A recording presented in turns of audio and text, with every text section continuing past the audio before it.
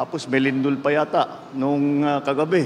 Sa GMA Integrated News, anin na po na ang naitalang nasawi sa magnitude 6.9 na lindol sa Cebu ayon sa Office of Civil Defense. Idineklara na ang buong probinsya ng Cebu dahil sa pinsalang malakas na lindol. Maraming istruktura ang nasira, kabilang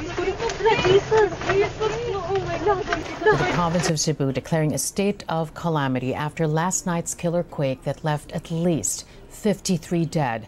Our correspondent Annie Perez now joins us with the latest from there. Annie, what more can you tell us?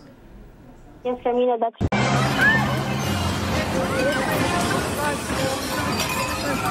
In Jesus' mighty name, Lord God. We believe in your name, our Lord Jesus Christ, Lord God. Please stop.